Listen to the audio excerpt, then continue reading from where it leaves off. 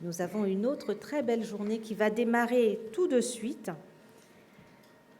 par une présentation et un panel. Je vais demander à Gilles Acogny de vous en parler. Je vous remercie.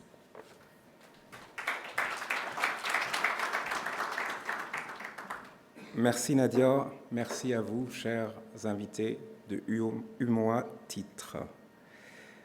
Nous allons continuer sur le développement du marché avec un panel. En anglais, on dit qu'il va « take your breath away ». Un panel extraordinaire. Je vais pour cela d'abord inviter le directeur général de Coris Bank Sénégal qui va nous faire un mot d'introduction, une présentation d'introduction qui s'intitule « Comment réussir la transition vers une gestion active des titres publics ».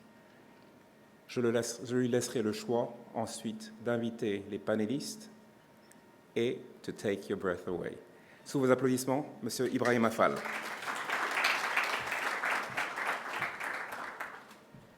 Bonjour.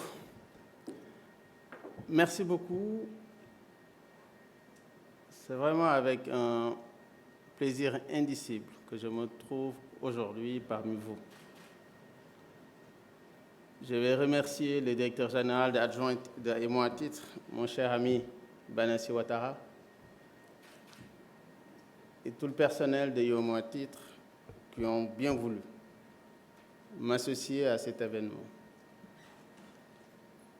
Généralement, je fuis ce type de rencontre, parce que j'estime que je ne suis pas une voix autorisée. Mais je ne peux rien refuser à Banassi. Banassi, nos parcours se sont suivis. J'ai été à la Banque centrale pendant 8 ans au niveau de la gestion des réserves. Et après, le destin m'a appelé ailleurs. En 2006, quand je sortais de la Banque centrale, de la salle des marchés, et c'est Banassi qui a pris ma suite. Et il a élevé le niveau. Et j'ai eu honte au fait. On avait pensé qu'on avait réalisé de grandes choses, mais quand on a vu ce que Banassi a réalisé, on s'est tous calmés. Donc, depuis, il est resté un ami. Je vois ce qu'il fait de brillant à la suite d'Adrien. Adrien qui a, en tout cas, été le premier directeur de UMOA Titre. Et je vois Banassi a pris sa suite. Et comme il avait fait au niveau de la salle de marché de la BCEAO, je pense qu'il est en train d'y réaliser des choses remarquables.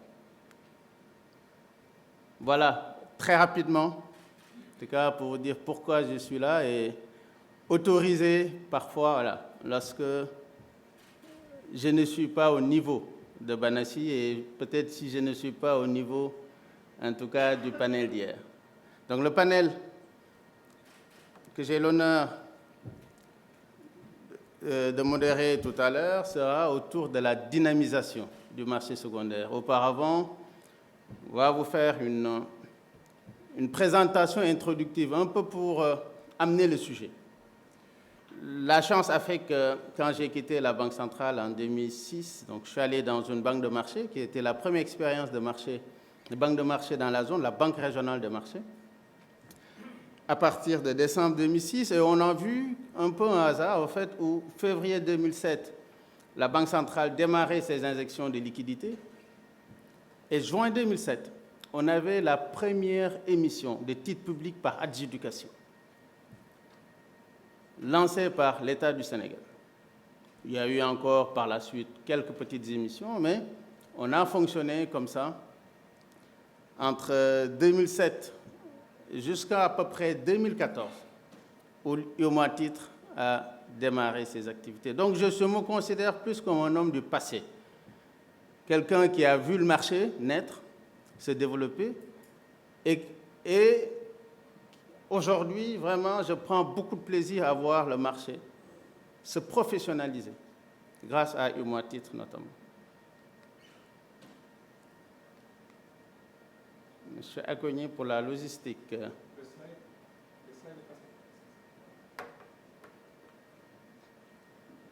dynamisation du marché secondaire, comment réussir la transition vers une gestion active des titres publics, va être le thème du panel de tout à l'heure avec 4 brillants panélistes qu'on aura l'occasion de voir tout à l'heure. Mais auparavant, voilà. Comme j'ai indiqué tout à l'heure, il nous a paru important, en tout cas, d'amener le sujet pour que vous voyez, au fait, ce marché qui est là aujourd'hui, comment est-ce que, qu'est-ce qui a fait, au fait, que ce marché soit devenu ce qu'il est aujourd'hui, quasiment en 15 ans. Je disais tout à l'heure que juin 2007 a été la première émission de titres publics de l'État du Sénégal. Il y avait un cadre réglementaire qui existait. C'était un règlement 6 qui date de 2001.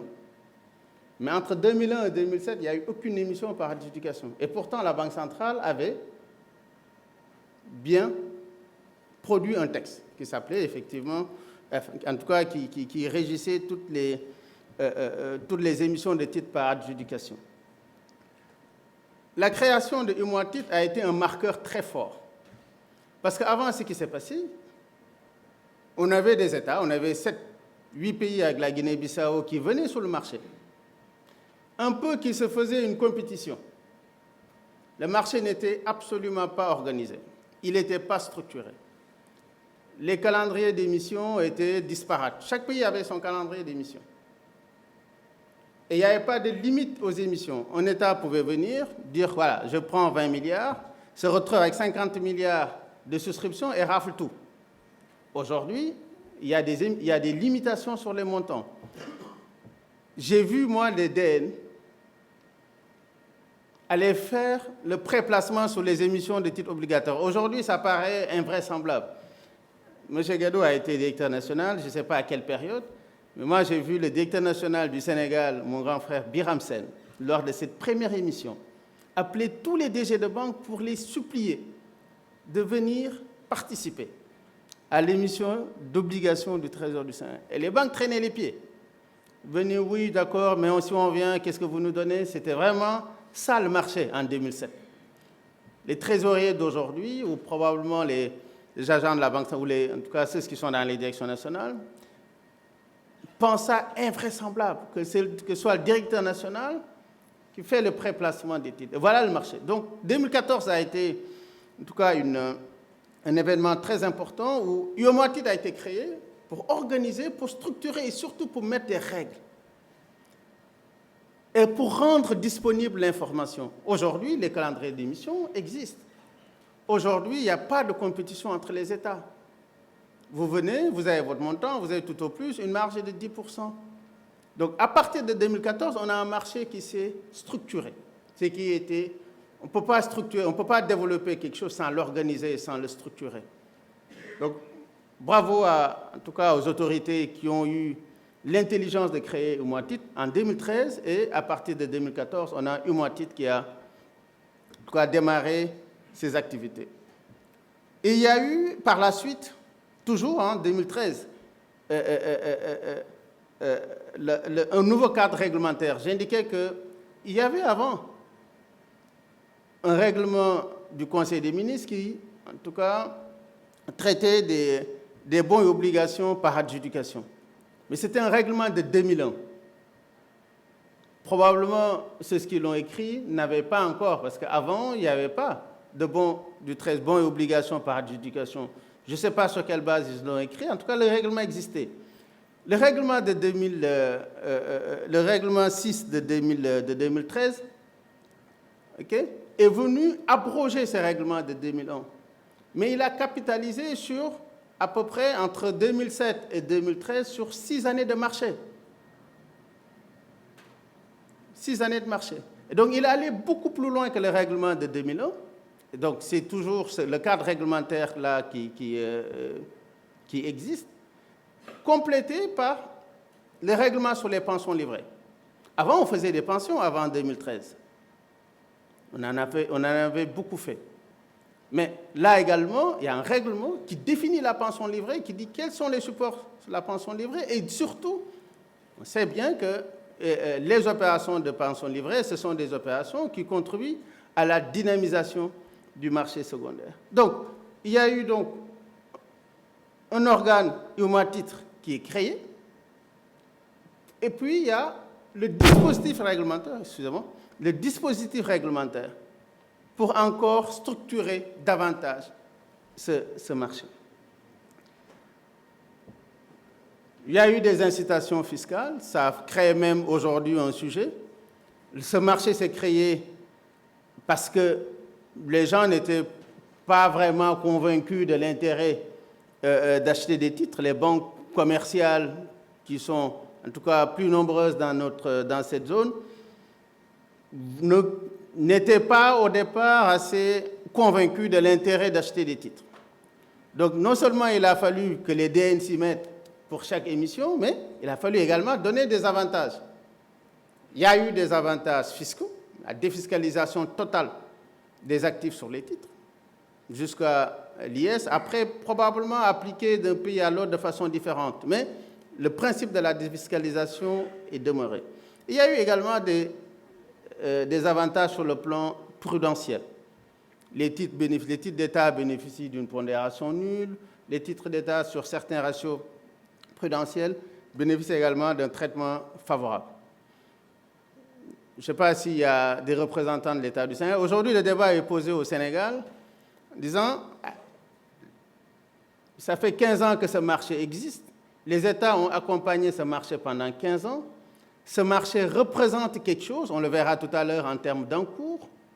Est-ce qu'il faut... Le cadre incitatif sur le plan fiscal qui a été donné, ça avait été pour accompagner l'émergence du marché, pour accompagner le développement du marché.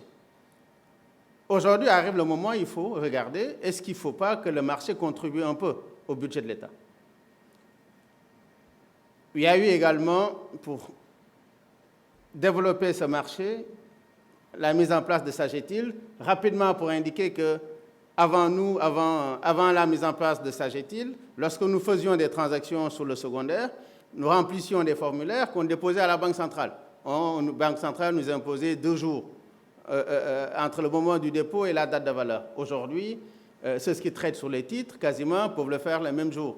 En tout cas, Sagetil a permis de dématérialiser tout le processus règlement-livraison.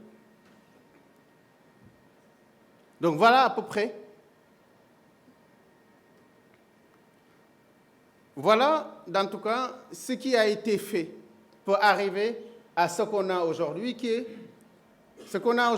un marché. Regardez, on peut observer ici l'évolution des montants émis. On passe d'un marché qui était autour de 2 000 milliards par an. Aujourd'hui, voilà, on voit les montants par année et surtout l'évolution des encours. On a aujourd'hui sur un marché qui a plus de 12 000 milliards, en tout cas autour de 12 000 milliards d'encours en 15 ans. Donc, une évolution absolument remarquable de ce marché. 12 000 milliards, si on rapporte ça au PIB nominal de l'Union, on est autour de 13%. Quand je vois un pays à côté, le Ghana, qui est à peu près autour de 5 000 milliards, c'est 8 milliards de dollars à peu près de dette, sur un PIB qui fait autour de 77 milliards, le Ghana est autour de 10%. Nous, 9 pays, on est à 15-13%, le Ghana, un seul pays, est à 10%, ça veut dire qu'il y a encore énormément de marge, en tout cas pour l'émission, en tout cas pour que nos États puissent encore se financer par le marché. Donc, un développement phénoménal, un développement très important des encours et qui a contribué un peu à aplatir la courbe. Aplatir la courbe, c'est pour simplement dire que le différentiel de taux entre les maturités est allé de façon, en tout cas, est allé en baissant, parce qu'aujourd'hui, les gens vont plus naturellement sur les maturités longues. On le voit sur le deuxième graphique. Auparavant, on a des maturités moyennes qui étaient autour de 20 mois. Maintenant, les maturités moyennes sont à plus de 40 mois. Je me rappelle, avant, pour aller vraiment vers du 10 ans, il fallait vraiment que l'État mette les moyens. On avait un très bon taux d'intérêt. Je disais tout à l'heure, je disais à quelqu'un, en 2010, je me rappelle avoir acheté en Côte d'Ivoire à 7% de coupon nominal et avec une décote de 10%. J'ai acheté ces titres-là à 9 000. Avec 9 000 avec un coupon de 7%. Donc, ça faisait un rendement explosif. Et c'est un titre in fine de 10 ans, donc 2007-2017. Donc, vraiment, à l'époque, on a gagné de l'argent. Je ne sais pas que...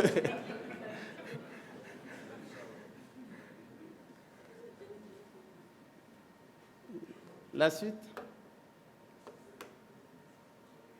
Donc, le marché primaire qui s'est développé, on l'a vu tout à l'heure au regard des montants émis et des encours. Le marché secondaire également s'est beaucoup développé. Vous le voyez là sur l'écran, en tout cas sur les graphiques qui sont projetés. Regardez la progression du nombre de transactions. Nombre de transactions d'abord, et surtout la progression des volumes. On est aujourd'hui sur un marché qui transige 3 500 milliards. C'est énorme quand on regarde d'où on vient. Mais il y a encore beaucoup de marge. Ce marché, en tout cas le marché secondaire entre banques, peut encore énormément progresser.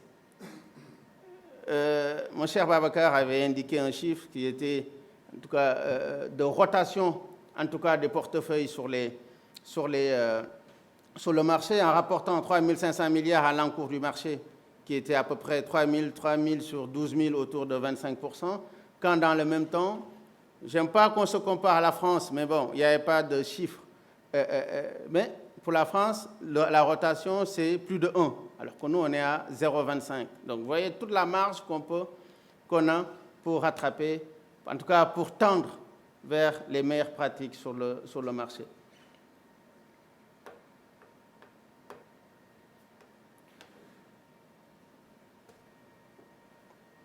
Nous voyons ce qui s'est passé.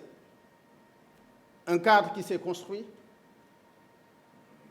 un marché primaire qui a été dynamique, un marché secondaire qui s'est dynamisé, mais dont beaucoup de choses restent à faire. Et on verra tout à l'heure qu'est-ce qu'on peut faire pour amplifier encore la dynamique du marché secondaire. Et nous donnons ici quelques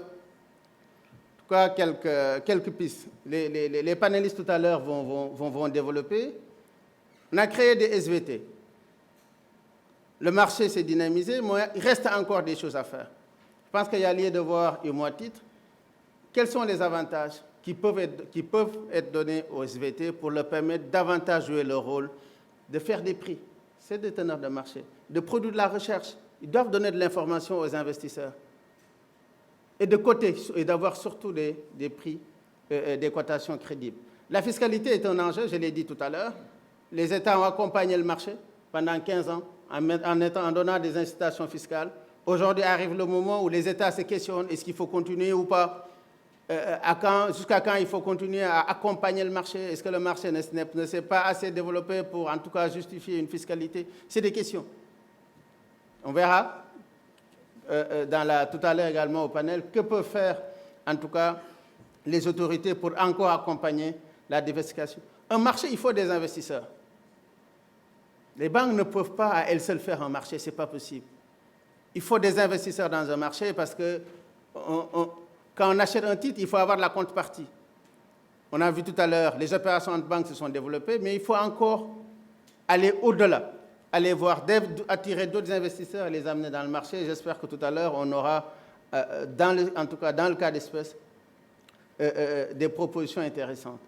Les trésors ne sont pas en reste, au travers de la gestion active de leurs dettes et de leur trésorerie. Les trésors reçoivent de la trésorerie qui peuvent être investis. Rien n'empêche une trésorerie de l'État d'investir dans des supports sur une courte période, dans le cadre de la dynamisation de sa trésorerie. Enfin, la standardisation des titres, mais j'ai eu le plaisir en tout cas d'apprendre que maintenant, Umoatit a totalement standardisé ces titres. Avant, on avait des titres exotiques avec...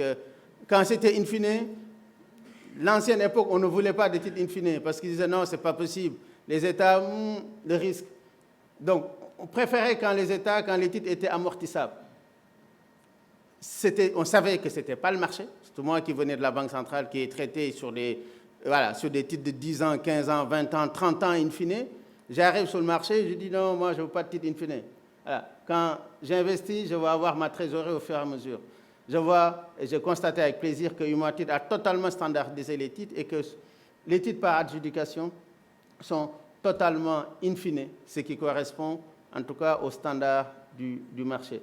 Bravo Humantit pour en tout cas nous amener progressivement vers les meilleures pratiques du marché.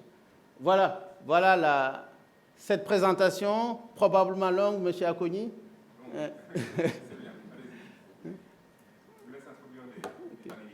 Merci beaucoup.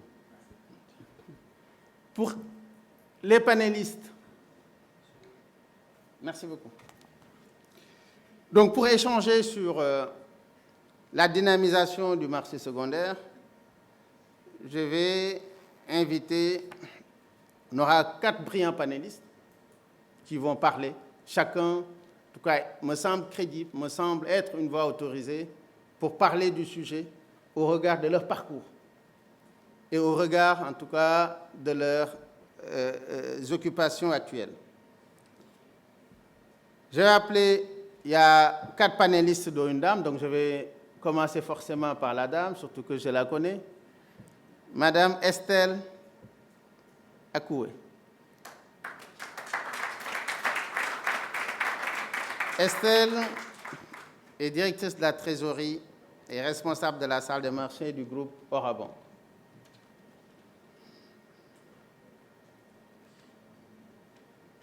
Deuxième panéliste travaille dans une EGI. Je l'ai vu arriver du Canada avec beaucoup de fougue, beaucoup de dynamisme. J'arrive, je vais renverser la table. Je vois qu'il a renversé la table, en tout cas qu'il est en train de renverser la table. J'appelle M. Clément Ndiaye, qui est cofondateur de la EGI APCO Bourse.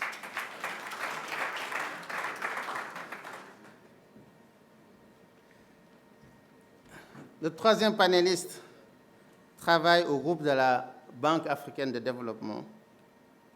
Il est le responsable du département de la trésorerie, M. Omar Sefiani.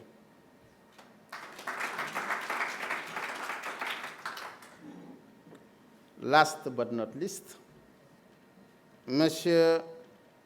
Mohamed El Azhar, directeur des activités de marché, UEMOA de la Banque Atlantique.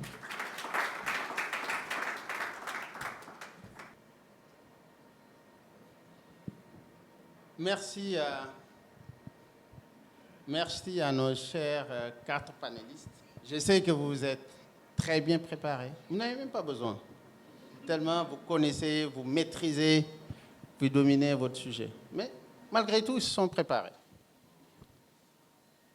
Et je pense, j'espère que, en tout cas, ce que vous direz aujourd'hui va participer à, en tout cas, construire encore ce marché avec l'agence Humantit. Et que, comme à côté, le Ghana, les gens ont tendance à citer le Ghana parmi des marchés émergents, mais dynamiques. Les premières questions sont posées à Mme Estelle Akoué, donc de Orabank. On a vu tout à l'heure que ce marché est dominé par des banques, donc normal de démarrer par des banques. Et les banques constituent, on dit, les banques c'est 90% des investisseurs. On a vu tout à l'heure, les opérations sur le marché secondaire sont essentiellement des opérations entre banques. La première question pour Estelle, pour une banque, quelles sont les principales étapes pour arriver à une gestion active de titres publics? Bonjour Monsieur Fall, bonjour à toute l'audience. Je suis très ravie d'être sur ce panel très distingué ce matin. Je remercie l'agence Humantit pour l'invitation et pour l'honneur qu'elle fait à Orabank d'être représentée ici, à cet événement majeur de l'industrie. La gestion active de portefeuille, tant que nous l'entendons dans le milieu, consiste à sélectionner de façon consciente, de façon méthodique et de façon personnalisée un groupe d'instruments financiers d'un portefeuille dans un objectif de rendement qui colle aussi à une certaine appétence au risque, tout ceci dans le but de renforcer un portefeuille, de le diversifier et également de surperformer la performance classique du marché. Qu'est-ce que ça induit? Ça induit une série d'actions qui soient contrôlées, qui soient voulues de la part de la banque qui opère ce type d'activité-là. Moi, j'ai identifié 3 étapes principales. La première, c'est d'établir une politique d'investissement, d'établir une stratégie d'investissement et de négociation qui soit dûment approuvée par l'organe délibérant. Ces documents doivent être suffisamment détaillés, en tout cas c'est ce qu'on a fait chez Orabank, doivent être suffisamment détaillés pour qu'elles relèvent les éléments clés qui sont la gouvernance. On parle également de l'appétence au risque. On parle du capital qui sera alloué à ce type d'activité au sein de la banque. On parle des différents instruments qui seront autorisés, qui seront éligibles à la conduite de cette activité. Est-ce que c'est uniquement du souverain? Est-ce qu'on va également vers les corporates? Est-ce qu'on fait des instruments à taux fixe uniquement? Est-ce qu'on fait également du variable? Est-ce qu'on va sur des durations courtes et longues? Quel est le mix adapté qu'on va adopter? Est-ce qu'on parle également de sukuk? Est-ce qu'on parle d'obligations vertes? Enfin, il faut que tout ça soit encadré dans les fameux documents. Nous devons également parler de la stratégie de diversification du portefeuille. On en a parlé, enfin, on parle également de la valorisation, de la technique de valorisation, de la fréquence de valorisation, un certain nombre d'éléments qui sont vraiment clés pour la bonne conduite de cette activité. Ensuite, tous ces 2 éléments doivent être retranscrits sous forme de procédures, des procédures qui soient suffisamment détaillées pour que chaque acteur sur la chaîne ait une idée très claire et très précise de ses rôles et responsabilités au sein de l'organisation. On part du front jusqu'au back. On parle également dans ce document de procédure de tous les risques qui sont identifiés liés à la conduite d'une gestion active de portefeuille en banque et des contrôles qui sont associés à ces risques. La deuxième étape consiste à mettre en œuvre la première. Ça veut dire qu'on doit voir dans une mise en application consciente. Ça veut dire qu'on doit rester dans une posture permanente de recherche de rentabilité en arrivant pour objectif d'avoir un portefeuille qui soit suffisamment optimal, suffisamment bien réparti et que la sélection des instruments soit performant au quotidien. L'état d'esprit doit être dans la recherche de rendement au quotidien. On doit surveiller son portefeuille comme du lait sur le feu. Comment est-ce qu'on fait ça? Il faut regarder tous les indicateurs de marché, il faut regarder les flux de business, il faut regarder les décisions de politique monétaire, il faut regarder également la politique budgétaire de l'État, il faut regarder la politique de change, il faut regarder un certain nombre d'éléments de marché qui influent sur la performance de l'activité. On sait que le rendement d'un portefeuille est généralement influencé par les mouvements de taux d'intérêt, les mouvements dans la courbe de taux, également des spreads qui sont appliqués sur les différentes signatures. Donc en jouant sur ces éléments, on doit pouvoir, en tant que trésorier, en tant que gestionnaire de portefeuille, arriver à un certain rendement qui surperforme le marché. Pour finir, Monsieur Fall, la dernière étape, c'est de faire une pause et d'évaluer le modèle, d'évaluer la performance, évaluer le mode de fonctionnement qu'on a décrit dans tout le dispositif et qu'on a mis en œuvre pendant un certain temps. Donc, il s'agit de voir à un moment donné la structure de portefeuille. Est-ce qu'elle a une valeur liquidative importante, positive, très importante par rapport au marché? Est-ce que l'activité qu'on conduit en tant que gestionnaire d'actifs, en termes de volume, en termes de participation en nombre, est-ce qu'elle est suffisamment marquante et présente et dynamique sur le marché? Donc je vais finir par ça. Voilà mes 3 étapes que j'ai identifiées et qui, pour le moment, chez Orabank fonctionnent bien. Merci. Merci beaucoup, Estelle, pour cette brillante réponse à cette question sur les étapes pour une gestion active dans une banque. Je me semble que vous avez en tout cas bien pris en charge la question. La deuxième question, c'est quels sont les facteurs clés de succès d'une activité de marché dynamique en faveur d'une gestion active? La question pour moi? Question pour vous toujours. Alors, je pensais avoir droit à une pause, mais non. Alors, effectivement, il faut que tout ça doit pouvoir être mis dans un contexte qui est favorable à la bonne conduite d'une gestion de portefeuille actif. Je pense qu'on peut les classifier en 2. D'abord, des conditions qui sont applicables à tout l'écosystème. Tout l'écosystème, je parle des banques, je parle des régulateurs, je parle des États, je parle de la Banque centrale, etc., des banques de développement. Le tout premier élément qui me vient en tête, c'est la professionnalisation du métier. Aujourd'hui, au sein de la salle, nous comprenons le discours, mais je suis certain que toutes nos équipes qui conduisent cette activité au quotidien, on doit renforcer les compétences. Quand on parle des sujets ou des sujets qui concernent la courbe des taux, la sensibilité, la convexité d'une courbe, les durations, les déterminations d'un prix, la lecture de marché, c'est des notions qui sont suffisamment déterminantes dans la précision, dans la conduite et dans la gestion des risques qui sont liés à ce type d'activité. Ça veut dire qu'on doit relever le niveau. On a un droit de formation, un devoir de formation. La certification, si, elle est très bien. Moi, je pense qu'il faut aller encore plus loin en exigeant une certification, même à l'embauche, peut-être, ou en confiant ces tâches à un gestionnaire de portefeuille, à un trader ou à un gestionnaire actif-passif, comme nous l'appelons communément dans nos organisations.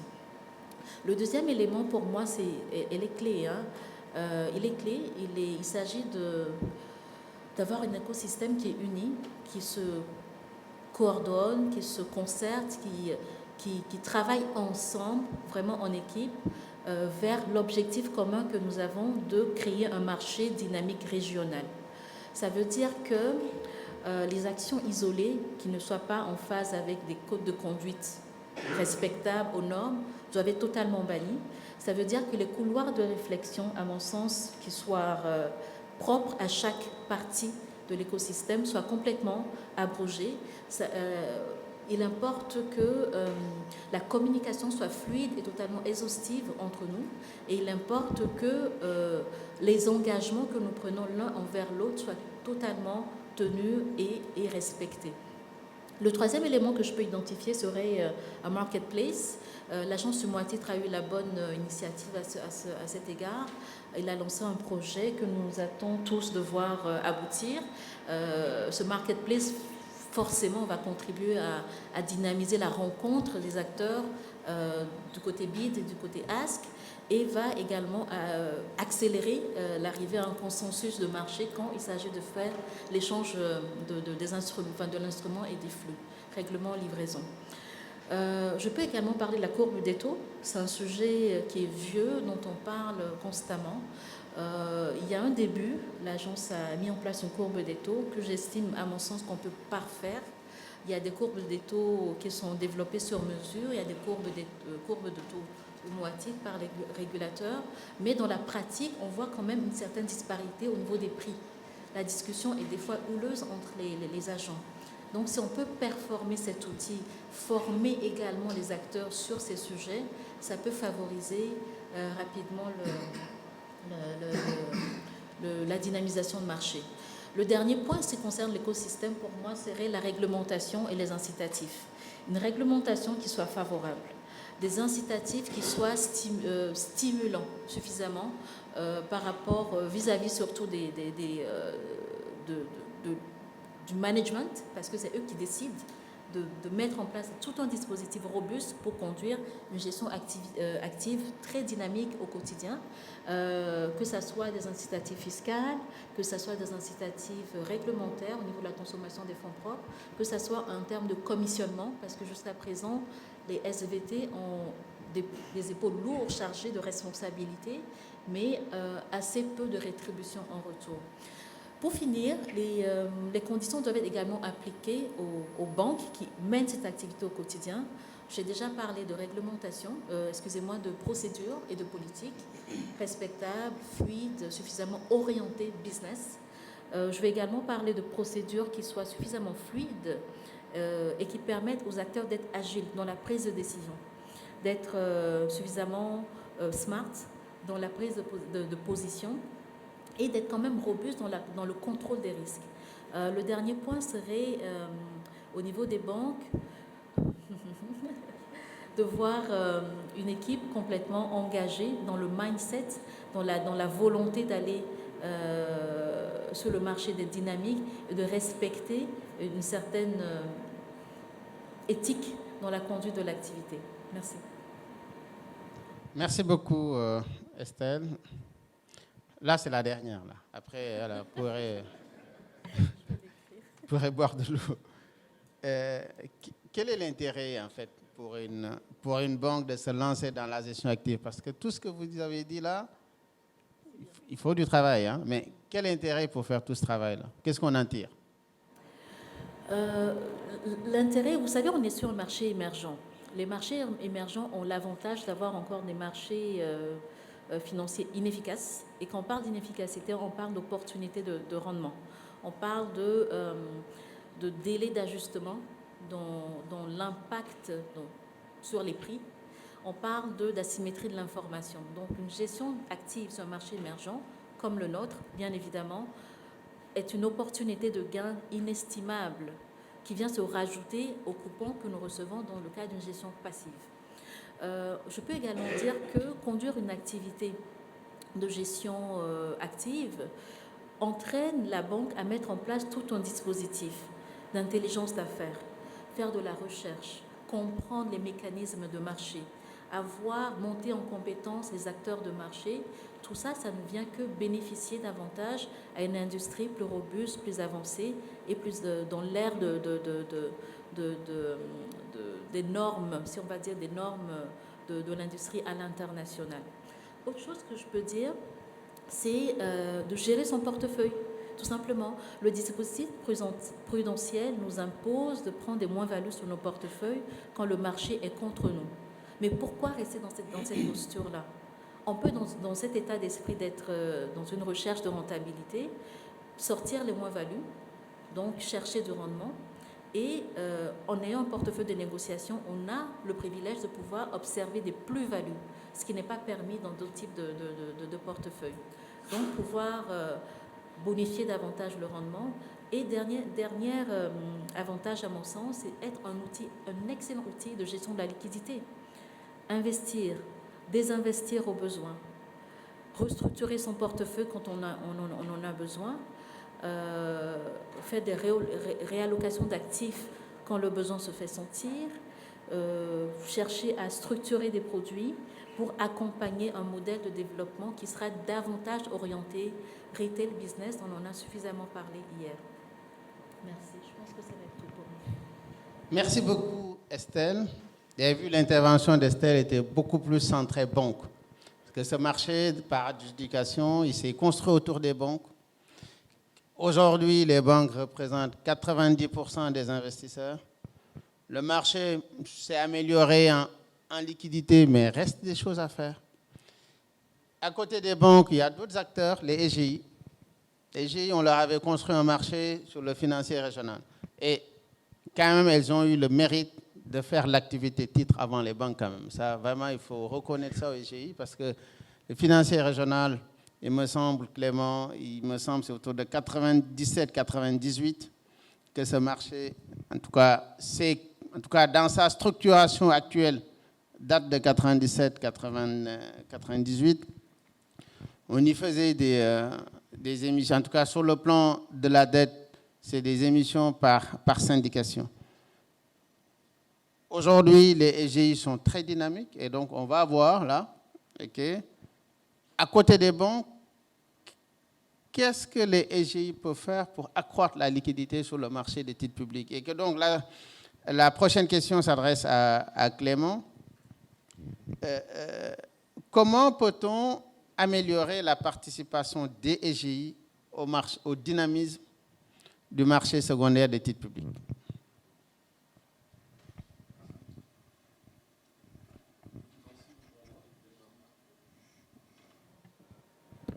Merci vraiment. Tout d'abord, je remercie l'agence UMOTIT de m'avoir intégré au panel. Comme toi, ce n'est pas mon exercice favori, mais on a essayé de leur faire plaisir. Déjà, il faut commencer par reconnaître que les SGI, comme tu l'as dit, participent déjà au dynamisme du marché dans sa configuration actuelle. Si on regarde du côté du marché financier, donc pour les titres d'État cotés au niveau de la BRVM, toutes les négociations se font obligatoirement via des SGI parce que nous avons le monopole de la négociation au niveau de la BRVM. Donc, si je prends les chiffres de l'année dernière, sur les 460 et quelques milliards de transactions qui ont été effectuées au niveau de la BRVM, quasiment 300 milliards, en fait, c'était sur des lignes obligataires. Et quand on regarde le stock de lignes obligataires cotées au niveau de la BRVM, la majorité sont des titres d'État. Donc toutes ces transactions, presque 300 milliards, ont été effectuées par des SGI. Il y aura une petite dualité dans mes propos parce qu'on navigue un peu entre le marché financier et le marché par adjudication.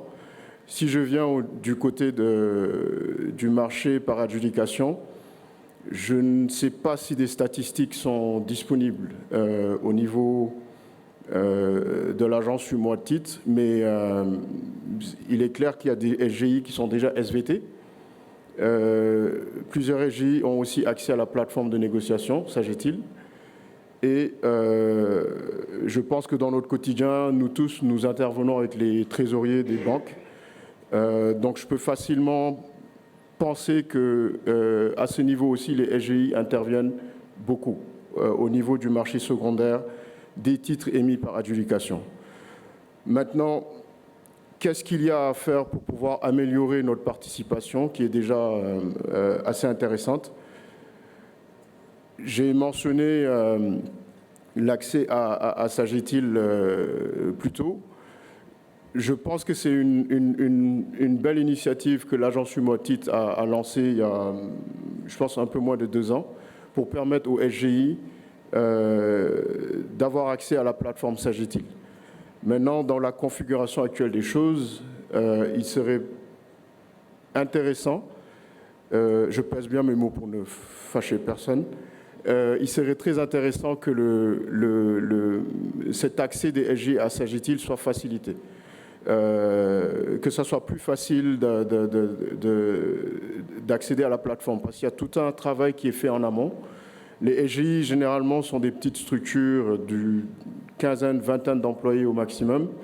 Donc, quand il faut mobiliser des ressources pour pouvoir interagir avec le BCAO au siège, l'antenne nationale, les opérateurs télécoms, pour pouvoir avoir les connexions Internet acceptées par la BCAO. Tout ça, ça peut être très compliqué et prendre du temps aussi. Donc je pense qu'en facilitant l'accès, en simplifiant la procédure, ça pourrait nous permettre déjà de dynamiser notre rôle au niveau des titres émis par adjudication. Du côté du marché financier, je pense qu'il y a encore de la place pour pouvoir réajuster un peu les coûts que les investisseurs doivent payer en intervenant sur le marché financier. C'est clair que dans l'absolu, ce n'est pas dans l'intérêt des SGI, mais il faut quand même reconnaître qu'on est très loin des standards de beaucoup de places financières où, pour des lignes obligataires, les frais que nous chargeons découragent les investisseurs qui s'intéressent au titre public. Maintenant, je pense que plus le volume va augmenter sur le secondaire et plus on doit réajuster nos tarifs pour pouvoir le rendre plus attractif et se rapprocher aussi des standards du moitié qui sont très prisés par les émetteurs.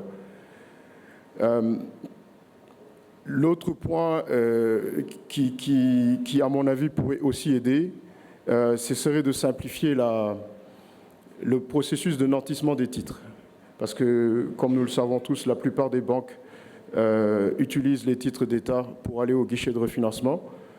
Mais au niveau des titres cotés au niveau de la BRVM, le processus de nantissement est assez complexe quand on le compare à ce qui est offert avec les titres du marché, des titres émis par adjudication. Donc j'en parlais tout à l'heure avec Babacar de BDK, mais les délais peuvent facilement passer de 24 à 48 heures avant que les titres soient disponibles pour pouvoir être transigés sur le secondaire. Donc, je pense qu'il y a des initiatives qui sont en cours avec le DCBR, mais ça pourrait nous aider si le processus de nantissement est raccourci et simplifié. Le dernier point, pour la dynamisation, pour la contribution en tout cas de la dynamisation du marché secondaire. À mon avis, s'il y a des intervenants dans le marché qui ont intérêt à ce que le marché soit dynamique, c'est bien les SGI. Parce que nous vivons des transactions que nous effectuons. Et donc, plus il y aura de transactions, plus il y aura du PNL pour nous. Donc, on a tout intérêt à ce que ça se fasse. Maintenant, comment ? C'est un sujet sur lequel on a déjà échangé dans le passé, mais je pense, à mon avis, que si on donnait au SGI la capacité de participer sur les adjudications au niveau du primaire, en leur donnant par la suite un délai de règlement, je ne sais pas, 7-10 jours, ça pourrait aider, parce que ces titres que les SGI vont acquérir sur le primaire, elles n'ont aucun intérêt à le garder dans leur book. Aucun intérêt, et en sachant qu'il y a une pression, en tout cas pour entre guillemets, s'en débarrasser, je demeure convaincu que cette facilité va nous permettre de vraiment intervenir de façon assez conséquente sur le marché secondaire. Voilà. Merci beaucoup, Clément. Je pense que ça, c'est une pierre jetée dans le jardin de STL, de Babacar. Il faut financer les GI, là, pour prendre des positions, et ça va contribuer à la liquidité du marché. Bien entendu, Clément. On va rester toujours avec vous, après on va changer. On a vu tout à l'heure, ce marché, c'est un marché de banque. Les EGI doivent pouvoir y jouer un rôle. Je parle du marché par adjudication. Qu'est-ce qui peut être fait pour amener d'autres acteurs locaux qui vont participer à la liquidité? Question pour Clément, toujours. OK. Donc, par acteurs locaux, tu veux dire les investisseurs. OK. Comment peut-on élargir la base et pour ne plus que ce marché ne soit, en tout cas localement, OK. pas seulement un marché entre banquiers. Ouais. Bon, comme tu l'as dit, je pense que c'est évident maintenant que plus de 90% des investisseurs, en fait, ce sont des banques de la place. Le sujet de la diversification de la base des investisseurs, j'ai l'impression qu'à chaque fois qu'on a une réunion ou une conférence de la sorte, on en parle. Donc j'ai essayé d'innover un peu dans dans mes réponses. D'abord, le premier point de réflexion que j'aimerais apporter, c'est le secteur de l'informel dans nos États. On a, je vais donner l'exemple du Sénégal parce que ce sont les statistiques auxquelles j'ai pu avoir accès. 97% de la population active qui travaille dans l'informel. Donc, pas de cotisation au niveau des caisses de retraite, pas de sécurité sociale, absolument rien. Donc, 97% des travailleurs au Sénégal sont dans l'informel. Et à mon avis, ça doit être la même configuration à peu près dans tous nos États, les 8 États de l'Union. Quand on regarde comment ces travailleurs de l'informel, en fait, créent leurs petites unités ou leurs petites entreprises, les statistiques montrent que quasiment 60% des ressources qu'ils utilisent pour démarrer leur entreprise proviennent de leur propre épargne. Donc ça veut dire qu'ils ont la capacité de garder de l'argent pour un projet. Et un autre 20% provient de dettes contractées auprès de la famille ou des amis. Donc ça veut dire qu'à ce niveau aussi, les amis ou la famille ont des disponibilités pour pouvoir prêter de l'argent à celui qui veut entreprendre. Donc je pense que tous les intervenants commerciaux, incluant les SJ, les banques, les compagnies d'assurance, tout le monde, on a vraiment un effort à faire par rapport au secteur informel. Comment adapter les produits les produits de placement de façon générale aux besoins du secteur informel? Est-ce qu'ils ont besoin de produits de placement avec des maturités courtes? Est-ce qu'ils ont besoin de produits de placement avec une thématique qui respecte certains préceptes religieux? Est-ce que c'est au niveau de la rémunération de ces produits de placement, en fait? Il y a toute une réflexion, je pense, à avoir pour pouvoir adapter notre discours à cette population. Parce que se concentrer sur les 3% de salariés, je pense que ça, in fine, on arrivera toujours à nous poser des questions sur comment diversifier la base des investisseurs locaux. Le deuxième point de réflexion que j'aimerais apporter, c'est toutes ces entreprises qui sont dans l'Union et qui qui génèrent leurs revenus, en tout cas dans l'Union, pour ensuite payer des dividendes à leurs actionnaires qui, pour beaucoup d'entreprises, ne sont pas des résidents de l'Union. Je pense qu'il y a matière à réfléchir sur une façon de capter une partie de ces dividendes pour les ramener vers des investissements dans les titres publics, par exemple. Pour des entreprises déjà existantes et sur place, je pense que ça peut être compliqué. Mais pour toutes les négociations qu'il y a dans les futurs PPP, les contrats de concession qui sont donnés pour les autoroutes, les ports, etc., je pense que nos autorités publiques gagneraient beaucoup à inclure cette clause d'investissement d'une partie des dividendes dans des titres publics de l'Union. Donc c'est vraiment les deux pistes de réflexion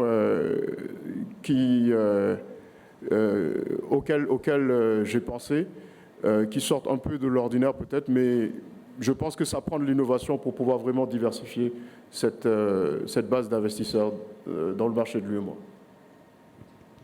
Merci beaucoup, Clément. Je pense qu'amener l'informel au marché, c'est vraiment très, très... En tout cas, moi, je n'ai jamais entendu ça. C'est en tout cas, c'est un discours nouveau et je tiens à t'en féliciter. Après, il faut voir comment mettre ça en œuvre. Si on y réussit, effectivement, on va amener de la puissance au marché. On va toujours rester sur le thème de l'élargissement de la base investisseur. Il faut absolument qu'on dilue le poids des banques. Ce n'est pas possible. Les banques, Estelle, désolé, mais bon. Il y a eu des choses, 3 500 milliards entre banques, ce n'est pas rien. Mais on veut tripler, quadrupler le volume. Il faut chercher d'autres acteurs. Clément a parlé du secteur informel, bravo. On va encore aller plus loin sur d'autres acteurs institutionnels. Et là, la question va être avec M. Mohamed El Hazar. L'intervention des investisseurs institutionnels, résidents locaux. Comment est-ce qu'elle pourrait, en tout cas, comment est-ce qu'elle pourrait être rendue beaucoup plus active? Ils sont là, mais peut largement mieux faire. Monsieur El Hazar. Merci, Monsieur Fall. Tout d'abord, un grand merci à UOMOA Titre de m'avoir invité à ce panel. En guise de transition, je voudrais revenir sur le graphique que vous avez projeté retraçant les volumes et les transactions sur le marché secondaire. Alors, à mon avis, il y a deux constats, deux petits constats à faire remarquer. Premièrement, d'abord, nous constatons une évolution significative au fil des années, mais nous constatons un saut quantitatif en 2021 et 2022. Bon, peut-être que je pourrais expliquer cela par une inflexion de tendance des rendements obligataires sur le marché des titres publics. Et qui dit changement de tendance, dit anticipation sur cette tendance. C'est ce qui donne lieu à une augmentation du volume sur le marché secondaire. Et comme, en l'occurrence, les principaux intervenants sont les banques, ça veut dire que les banques ne font pas que du buy and hold.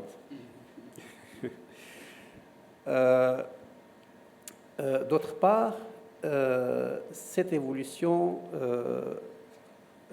illustre la démarche décrite brillamment par notre collègue Estelle en matière de gestion active des titres.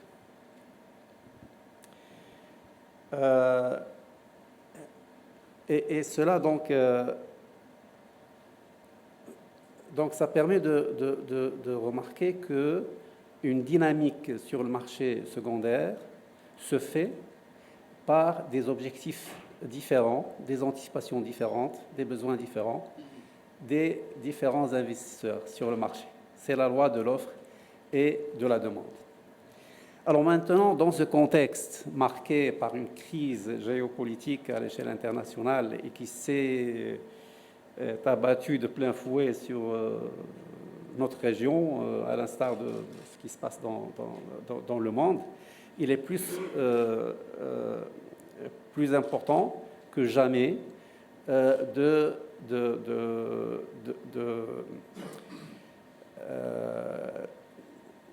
faire en sorte à ce que la contribution des investisseurs locaux soit plus forte en matière de mobilisation de l'épargne. Maintenant, dans la liste des investisseurs, bon, dans un marché, il n'y a pas de mystère, il y a les banques, il y a les grandes entreprises, souvent quand il s'agit de gérer leur trésorerie, notamment à travers des fonds de trésorerie, ce qui n'est pas notre cas au niveau de la sous-région. Il y a les particuliers et bien sûr les institutionnels. Les institutionnels, donc, je désigne notamment les compagnies d'assurance, les organismes de prévoyance et les organismes de retraite. Alors, cette catégorie donc, d'investisseurs, les institutionnels, retient l'attention de par son profil qualitatif, parce que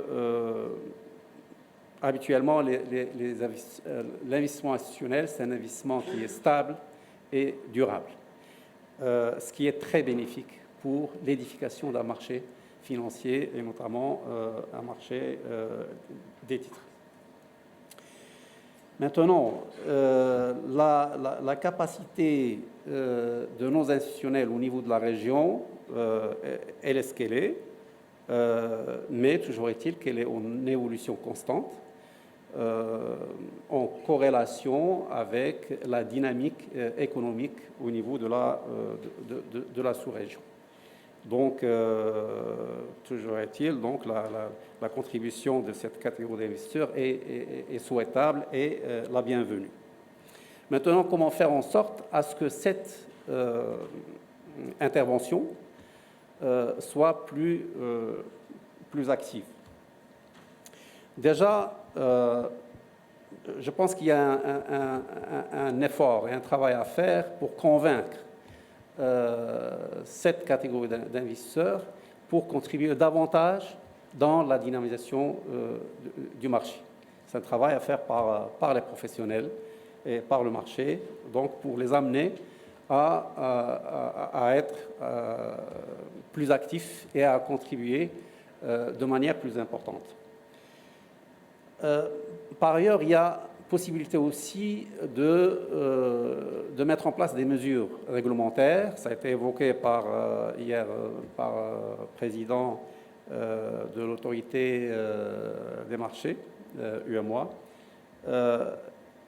donc par des mesures réglementaires qui pourraient élargir donc l'allocation des portefeuilles des portefeuilles de placement des institutionnels, donc d'augmenter l'allocation sur les titres publics. Alors à ce niveau-là, vous savez, depuis hier, on parlait de l'inclusion financière, de la mobilisation de l'épargne, de la démocratisation, donc de l'accès au marché financier. À mon avis, toutes ces thématiques convergent vers un instrument ou carrément une industrie, c'est la gestion la gestion collective. La gestion collective, alors d'abord pour les institutionnels, en tout cas, dans les places financières où cette industrie s'est développée de manière importante. À titre d'exemple, au Maroc, l'encours des sous gestion donc, par cette industrie représente 46% du PIB.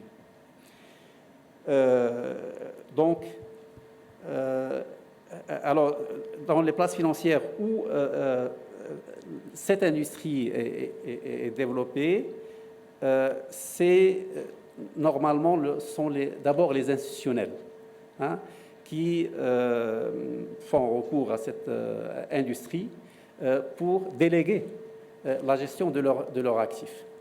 Et là, c'est une excellente chose parce que ça permet d'abord c'est une activité qui est très encadrée et qui est strictement réglementée, ce qui offre la sécurité, ce qui garantit donc la sécurité à ces investisseurs.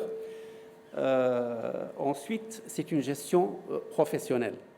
Et puis, j'ai cru comprendre que parfois, il y a une certaine lenteur au niveau du processus décisionnel d'investissement du côté des investisseurs.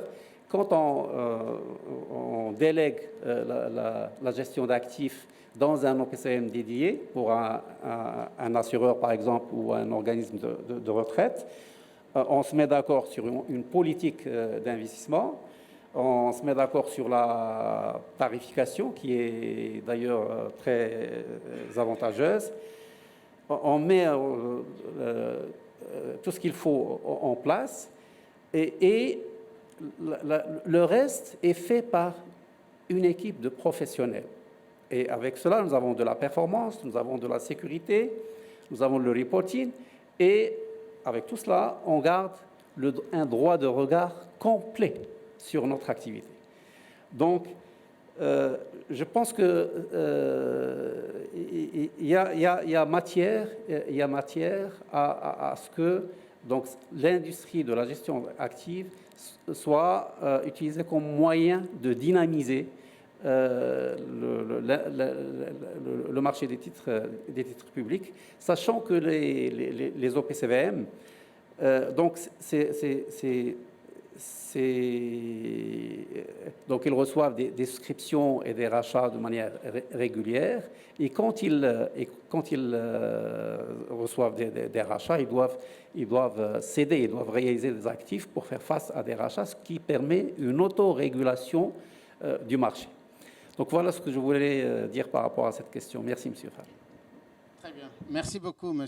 Lazare. Là, on voit, en tout cas, il a amené la gestion collective comme, en tout cas, une catégorie, en tout cas, d'institutionnel, donc qui peut apporter de la liquidité. Je pense que vous le dites très bien, en indiquant que, voilà, lorsque les gestionnaires de portefeuille sont amenés à faire face à des rachats, il faudra vendre des titres, et lorsqu'il y a des souscriptions, il faudra acheter des titres. Donc, on a vu les banques, les GI, les institutionnels, notamment la gestion collective, quid des investisseurs étrangers. Il n'y en a pas dans ce marché, enfin, il n'y en a pas. Il y en a une partie à la bourse sur le marché action. On ne connaît pas les statistiques sur le marché des titres publics. Est-ce qu'on a vraiment des investisseurs? En tout cas, je sais qu'ils sont massivement investis en Ghana, dans d'autres marchés émergents. Pourquoi l'IOMO? Pourquoi qu'est-ce qui peut être fait? Là, je m'adresse à M. Sefiani. Qu'est-ce qui peut être fait pour attirer des investisseurs étrangers? Et surtout, comment est-ce que leur participation peut améliorer la liquidité du marché? Parce qu'il faut qu'à tout prix qu'on puisse diluer les banques, là. Ce n'est pas possible. Il faut qu'on... Alors, merci beaucoup. C'est aussi un plaisir pour moi d'être là aujourd'hui. Bon, contrairement peut-être à certains, moi, je voulais venir. Bon, j'avais un emploi du temps, malheureusement qui était un petit peu chargé, donc au final j'ai pu venir, mais en tout cas, je voulais venir ici. Je voulais effectivement échanger avec un certain nombre d'experts ici. Donc voilà. Donc merci beaucoup à UMO à titre et Monsieur Fall. Donc par rapport aux investisseurs étrangers, je pense que bon, pour moi, les investisseurs étrangers peuvent aider à dynamiser le marché, mais à eux seuls, ils ne peuvent pas tout changer. Donc, bon, je peux revenir rapidement peut-être sur un des points qui est cité pas mal de fois, qui est la diversification des acteurs sur ce marché-là. Bien sûr, avoir des investisseurs étrangers, ça va aider. Mais malheureusement, ce n'est pas le seul facteur qui fait que le marché secondaire n'est pas assez dynamique. Et je pense que pour comprendre un petit peu les facteurs qui font qu'un marché, par exemple, je prends les marchés à l'extérieur de la zone, sont dynamiques. Il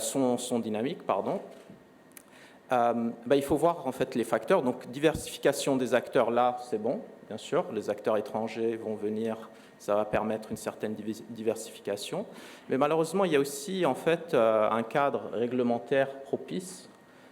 Bien entendu, on a déjà parlé en fait de coûts de transactions.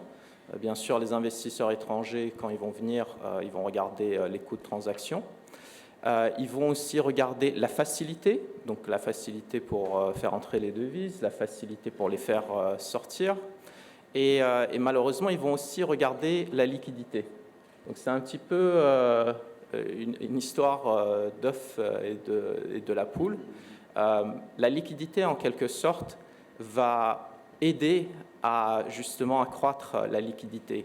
Et c'est peut-être le point principal que je voudrais faire ici, c'est que, en fait, il y a quand même une question de patience. C'est-à-dire que la dynamisation du marché secondaire, et je regarde les courbes, elles ont l'air d'aller dans la bonne direction. C'est un processus, en fait, qui se fait malheureusement par étapes. Et il faut être patient. D'ailleurs, si j'avais vu une courbe qui s'arrêtait, qui commençait un petit peu à plafonner là, j'aurais eu un petit peu de soucis. Enfin, en tout cas, j'aurais été un petit peu plus inquiété par rapport à la situation. Mais étant donné que ça augmente, en fait, il faut malheureusement un petit peu de patience, c'est-à-dire qu'au fur et à mesure que la liquidité va se développer sur le marché, d'autres acteurs vont être incités à entrer sur ce marché-là, notamment potentiellement les investisseurs étrangers. Et donc, du coup, ça renforcera la liquidité, le processus va se répéter. Très bien. Donc, c'est à nous d'abord de faire le travail. Donc, voilà. Moi, je pensais que les étrangers allaient venir nous apporter la liquidité. J'entends plutôt, il faut d'abord que nous-mêmes, que nous développions la liquidité pour les attirer. Waouh! Très bien. Très bien. Je pense qu'on n'est peut-être pas loin du sujet. J'avais posé une question à vous quatre, si vous le voulez bien. La même question, hein, après, vous pourrez répondre. C'est, on a vu les banques, les GI, les instituts, les étrangers, les investisseurs, ce qu'ils peuvent faire. Quelles sont les initiatives que les autorités du marché, j'entends, et au moins titre, la BCAO, j'aurais même dû démarrer par la BCAO d'ailleurs, j'espère qu'il n'y a pas quelqu'un de la BCAO pour me fouetter après. La BCAO, dans l'ordre, la BCAO, et au moins titre, et les émetteurs, qu'est-ce qui peut être fait par ces acteurs-là, par ces autorités-là pour, en tout cas, initiatives nouvelles? Elles ont fait beaucoup de choses, mais qu'est-ce qui peut encore être fait pour nous aider à apporter de la liquidité, à dynamiser pour qu'enfin les investisseurs étrangers puissent arriver? À vous. Monsieur Sefiani, dans cet ordre-là, Sefiani, Estelle, Clément, puis Monsieur Elazar. Rapidement, chacun 1 minute. Donc, pour moi encore, bon, je pense qu'on a parlé déjà de simplification, on a parlé de tarification, on a parlé de liquidité existante. Je pense que le problème, lorsqu'on regarde en fait les investisseurs étrangers, ils ont le choix, c'est-à-dire qu'ils peuvent participer sur le marché eurobond, donc ils vont forcément comparer. Sur le marché eurobond, ils ont déjà l'infrastructure pour traiter. Ils n'ont pas nécessairement cette problématique de faire entrer les devises, les faire sortir avec toutes les procédures qui sont bon, avec toutes ces procédures-là. Et donc, quelque part, en fait, finalement, pour rendre le marché attractif pour un investisseur étranger, il faut que ce soit attractif par rapport aux eurobonds qui sont proposés par ces mêmes pays-là. C'est en fait dans ce sens qu'il faut certainement réfléchir, à mon avis. Donc voilà, je ne voulais pas faire une réponse très longue, mais en tout cas, j'espère que ça ira. Oui, Monsieur Fall, vous me permettez, je vais rebondir sur 2-3 propos de mes précédents panélistes. Sur l'adhésion de l'informel à notre marché, je pense que vraiment notre salut se trouve dans la digitalisation et dans l'éducation. Clément en a parlé, c'est très très important, mais si on travaille réellement sur des solutions innovantes, faciles pour la jeunesse, pour les populations moins éduquées que nous, on va pouvoir arriver à quelque chose. On parle également des règlements différés des SGI. Bon, c'est une tentative, mais je pense que les SGI doivent rester dans leur rôle d'intermédiation d'abord.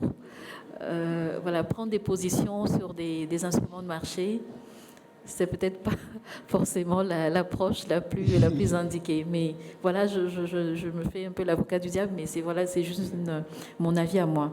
La question évoquée par Monsieur Fall. On a vu récemment avec les différentes crises politiques, sécuritaires, économiques dans notre zone qu'il est important de travailler sur l'indice de confiance des investisseurs, tant locaux, régionaux que internationaux. Donc, il faut travailler sur 3 éléments qui ont été évoqués hier. La compétitivité de nos États, l'attractivité de nos États et la soutenabilité de la dette. Je pense que si on retient ça et qu'on travaille sur ces trois éléments, on peut créer une certaine émulsion, une certaine envie, un afflux des capitaux sur le marché de façon à dynamiser davantage et contribuer en retour au développement du secteur économique, du secteur privé et au développement des infrastructures, qui est vraiment l'objectif ultime de marché des capitaux. Merci. Je ne vais pas rebondir sur le... On fera le débat une autre fois. Là, on veut cantonner les SGI, mais par rapport aux initiatives que les États pourraient mettre en place pour dynamiser le marché secondaire, je pense qu'une implication beaucoup plus formelle des gestionnaires d'actifs agréés dans la gestion des ressources collectées par les caisses de retraite, caisses de prévoyance, caisses de dépôt et de consignation, caisses de péréquation, là où ça existe, tous ces organismes publics qui collectent des fonds, je pense qu'on doit impliquer de façon beaucoup plus formelle et officielle des gestionnaires d'actifs agréés, les mettre en concurrence et avoir des objectifs de rendement qui sont clairs, communiquer annuellement lors lors des assemblées générales annuelles. Et je pense que cette transparence dans la gestion des ressources publiques, au niveau en tout cas de ces sommes collectées, pourrait influer sur le marché secondaire, parce que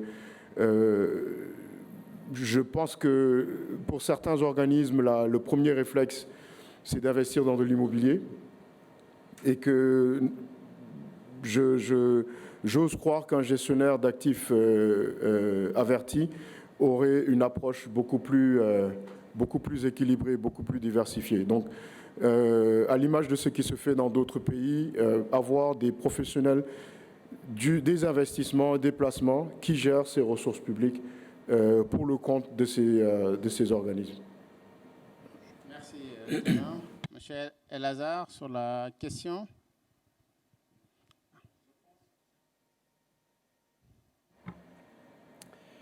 Je pense qu'il faut aussi faire en sorte à ce qu'il y ait une transparence au niveau du marché, notamment avoir une référence en matière de cotation des titres. Donc, avoir une référence qui est validée au niveau de la place et qui permet donc d'avoir une certaine réalité des prix. Voilà, donc c'est important, notamment à destination des investisseurs étrangers. Merci.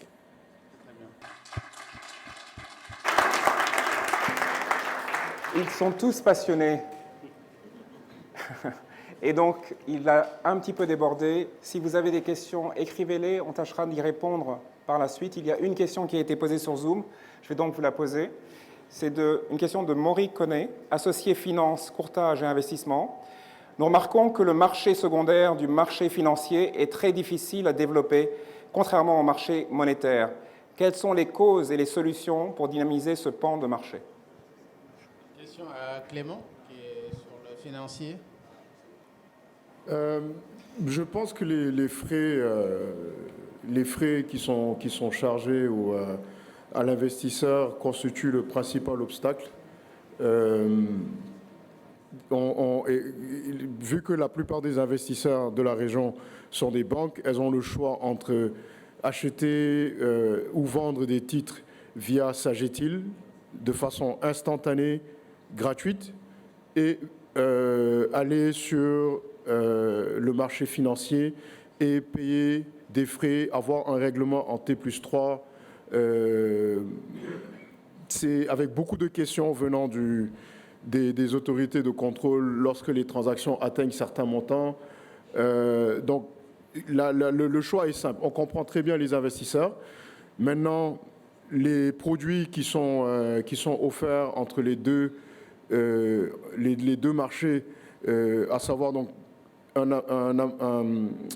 des obligations in fine d'un côté et des obligations amortissables de l'autre, doivent quand même pouvoir ramener les investisseurs, même s'il y a des frais, vers le marché financier quand ils sont à la recherche voilà, des durations plus courtes, par exemple, ou bien des rendements plus élevés selon les contextes de marché. On a remarqué il y a 2 ans, par exemple, qu'il était très attrayant, malgré les frais qui étaient chargés par les SGI, c'était quand même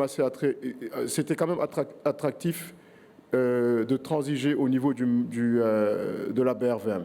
Donc tout dépend du contexte de marché, mais je reconnais que le frein principal, c'est vraiment les frais qui sont assez lourds et qui viennent grever le rendement des investisseurs. Merci beaucoup. Merci Clément pour la brillante réponse. Merci M. Akoni. Je voulais remercier en fait les panélistes. Désolé de m'incruster en fait dans ce panel. Je vais souhaiter en fait intervenir sur un certain nombre de points. C'est vrai en fait, le marché obligataire en général est un marché de gré à gré. En tout cas pour ceux qui interviennent sur le marché international. C'est rarement en fait un marché boursier. Même si dans d'autres zones en fait on a cette particularité où on a les deux qui coexistent. Bon, c'est quelque chose, en tout cas, qui contribue au développement du marché dans son ensemble. Il y a un point qui est revenu particulièrement, c'est la question des coûts sur lesquels je voulais revenir en fait. Si on veut dynamiser le marché secondaire, c'est un point qu'il faut régler. Au-delà du coût, c'est-à-dire des commissions et des frais qui sont payés de part et d'autre, souvent c'est des frais qui peuvent avoisiner, quand je regarde au niveau des SGI, autour de 1% si on fait la somme de tout. Je fais une opération, je paye 1%, je revends, je paye 1%, un aller-retour, ça me fait 2%. Ce n'est pas favorable à une dynamisation du marché secondaire. Il faut y ajouter aussi des questions de fiscalité sur les plus-values hautes. Et aujourd'hui, on entend parler de droits d'enregistrement dans certains pays. Ça, c'est un vrai problème, en fait, si on va dans ce sens-là. C'est-à-dire qu'on tue carrément le marché. L'autre point, évidemment, c'est lié à la liquidité. C'est un marché qui n'est pas aujourd'hui efficient, des questions au-delà des commissions de la fiscalité, tout ce qui est bidasque. Quand on regarde déjà les opérations sur le primaire, la plage de soumission, ça nous montre à quel point le marché n'est pas encore un marché vraiment développé. Mais bon, ça va dans le bon sens. Sur l'international, pour les institutionnels, des frais de gestion, c'est entre 5 et 20 points de base pour des portefeuilles simples comme des portefeuilles obligataires. En tout cas, je m'attendais au niveau du panel à avoir des stratégies simples, non, stratégies de duration, de crédit, de courbe dont on allait discuter pour voir comment orienter, en tout cas, ce que M. Fall faisait dans une vie antérieure. Il y a un point aussi, en fait, souvent quand je discute avec certains trésoriers, certains acteurs du marché, ils disent non, que nous ne voulons pas acheter des titres courts parce qu'il n'y a pas de rendement, on veut aller sur des titres longs. Mais je leur dis, mais oui, vous allez sur des titres longs, mais à la fin, ils disent qu'à la fin, on nous juge en fait sur le rendement. Oui, on doit vous juger sur le rendement, mais le rendement doit être rapporté au risque en fait. C'est celui qui achète des titres longs, on ne peut pas le comparer à celui qui achète des titres courts. Ce n'est pas la même prise de risque. Il achète un titre long, aujourd'hui il engage son institution sur du long terme, c'est vrai. Si ça colle avec le passif, avec le mandat de gestion, en fait, si ça existe, c'est un point aussi qu'il faut développer en interne, c'est tant mieux. Mais si ce n'est pas le cas, en fait, ça pose un certain problème. Voilà. Je voulais revenir en fait, sur un certain nombre d'éléments pour vous rassurer en fait, que UMOATIT a mis en place une convention sur le marché secondaire. Nous invitons en tout cas les différents acteurs à adopter cette convention-là. Nous faisons la promotion, nous profiterons pour faire la promotion de votre structure sur les différents réseaux sociaux. Il y a une autre convention qui est en cours aujourd'hui, c'est la convention de cotation, donc qui permettra en fait de publier des cotations de référence pour l'ensemble des acteurs. Ça veut dire que vous pourrez peut-être valoriser votre portefeuille sur la base de ces cotations-là, qui sont des cotations qui seront fournies par des acteurs, donc sur des titres qui seront sélectionnés par UMOATIT, en attendant que nous ayons notre plateforme sur le marché secondaire que nous allons lancer. Nous avons fait la promotion de bonnes pratiques au niveau des émetteurs. Je pense que ces conventions-là participent aussi à des bonnes pratiques au niveau des acteurs du marché, des investisseurs. J'ai bien apprécié aussi la diversité des vues. Évidemment, si on fait appel à des investisseurs internationaux, ils viennent avec des idées neuves. Ils viennent exprimer des vues différentes. Et ces vues-là permettent, en tout cas, de dynamiser normalement le marché secondaire. Il y a un point, un autre point, c'est concernant la politique d'investissement dont Estelle parlait tout à l'heure. Ça permet de donner de la flexibilité et une marge de manœuvre aux gestionnaires. La marge de manœuvre commence déjà en fait sur le marché primaire. Des fois, dans le cadre des opérations sur le primaire, on entend une autorisation en fait pour voir si on achète ou pas. À chaque opération, on aimerait par exemple qu'on nous dise oui, on a une marge, enfin on a un budget qui est déjà là, on achète sur la base du budget. Et non pas qu'à chaque opération, le gestionnaire soit obligé de demander une autorisation. Je pense que ça ne participe pas en fait au dynamisme en fait du marché. Ça, c'est un autre point. Ça fait partie des problèmes de gouvernance peut-être au niveau des institutions, peut-être qu'il faut voir. Il y a la question du renforcement des capacités. Là aussi, UMOATID travaille. On a le programme CISI qui existe. Nous allons renforcer les séminaires, ce type de panels pour discuter en fait des bonnes pratiques en interne dans les institutions. Je pense que c'est un point sur lequel nous travaillons. Oui. Un autre point qu'on nous a rapporté des fois, et nous l'avons constaté quand nous voulons organiser des opérations de gestion active pour les États, on veut céder par exemple un titre qui a une durée résiduelle de 1 mois. Il y a des acteurs qui nous proposent le même taux qu'ils ont eu à l'acquisition de ce titre-là, qui avait 5 ans à l'émission. Voilà. Donc ça veut dire que le renforcement des capacités, en fait, il faut travailler dessus. Il faut montrer en fait qu'un titre a une vie. Le titre naît, il vit et il meurt. Un titre, 5 ans qu'on a acheté aujourd'hui, l'année prochaine, ce n'est pas 5 ans, c'est 4 ans, et ainsi de suite. Donc, il doit être comparé avec le titre qui a une durée résiduelle équivalente. Donc, ce sont des éléments, je pense que ça participe du renforcement des capacités. Mais on nous rapporte aussi souvent en fait, que c'est les commissaires aux comptes qui exigent en fait, ces genres de choses. Donc, eux, là aussi, il faut renforcer les capacités. Ce n'est pas comme ça en fait, que le marché doit fonctionner. Donc, ce sont des points, en tout cas, que je voulais échanger avec vous. Je vous remercie, M. Ibrahima.